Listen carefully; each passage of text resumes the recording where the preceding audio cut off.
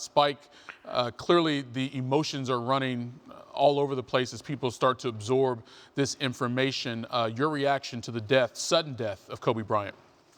Well, I was in my office working here in Brooklyn, and my son called me, and I went into complete shock and then called my wife Tanya, and I thought automatically of the documentary I did with Kobe.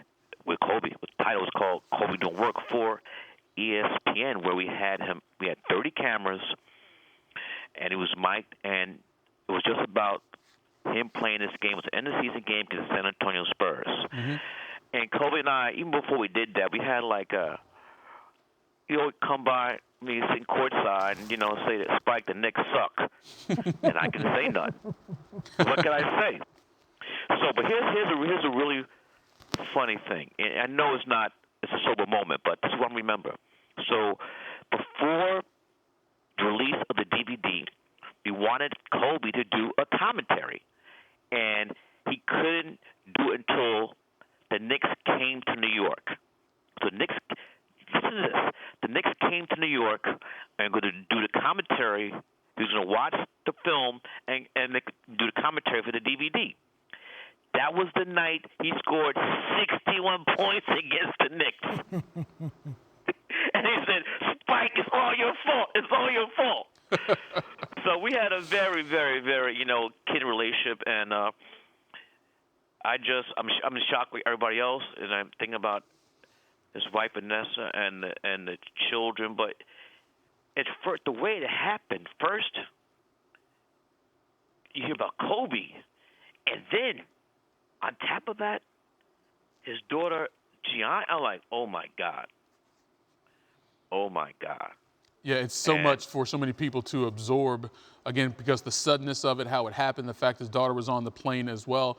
Spike, you spent so much time around Michael Jordan when he became a pop culture icon, and there was the comparison between Jordan and Kobe for so long, and it would go on forever because they both had a relentless attitude when it came to competition. They wanted to be the great. Kobe modeled himself after, exactly. Michael. Right. Like a lot of players did that in the league. And it's just horrible. And I told a couple of my athlete friends, I'm not gonna name no names, say, we all should, as soon as we can, hug our wives and hug our children, because tomorrow is not guaranteed. And my son and I going to the Knicks game tonight, and I'm gonna hug him. And when I go home, I'm gonna hug my daughter and my wife. So many times, we take life for granted. Like, we're always going to be all right. Our relatives or children are always going to be with us. Our parents. I lost my parent when I was in college. So it's devastating. It's devastating. Spike, what did you learn about Kobe during that process of making that documentary that you really didn't know before? Well, he was all business. He was... When it came, he was just relentless. And here's what I remember.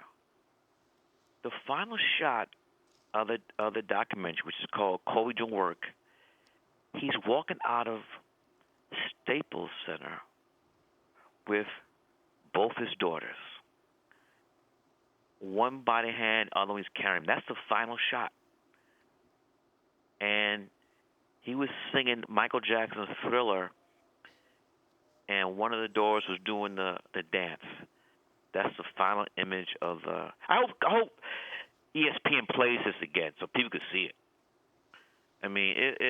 It's just a final image of him with both his daughters, and he's singing Thriller.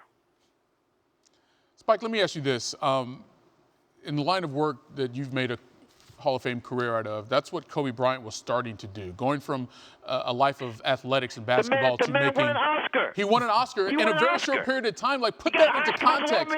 Put that into context for us, Spike, what Kobe was able to accomplish in this new endeavor once he retired from the NBA. Well, here's the thing I like to say. Unlike a lot of athletes who think they're going to play forever, Kobe knew that was not the case. And so I believe wholeheartedly he was planning what his life would be after basketball. Wrote children's books, won an Oscar. So he was, who knows what was in future for him. Because he knew that he probably could see it from his father. Mm-hmm. Athletes don't play forever. And I hate to say it's sad. These guys today, especially younger players, they think they're going to play forever, and they don't plan. And it's worse in football, where the contracts are not even guaranteed. Like the money and the fame is going to be there forever. Not the case. Spike Lee, appreciate the time and appreciate bringing a little bit of laughter to this moment because it's a very sad day. I would like to say this first. I'm not trying to be a comedian. I know it's a horrible thing, but just some of the things I remember about Kobe, they were funny. Yes, and Kobe had a great sense of humor. That's absolutely accurate, Spike. And I don't mean to disrespect anybody. This is just for the things I remember about Kobe were humorous, and I thought I should say so. No, we appreciate that because, again, Kobe did have a very good sense of humor, even though he was funny. A lot of people didn't get a chance to see it up close and personal. You did.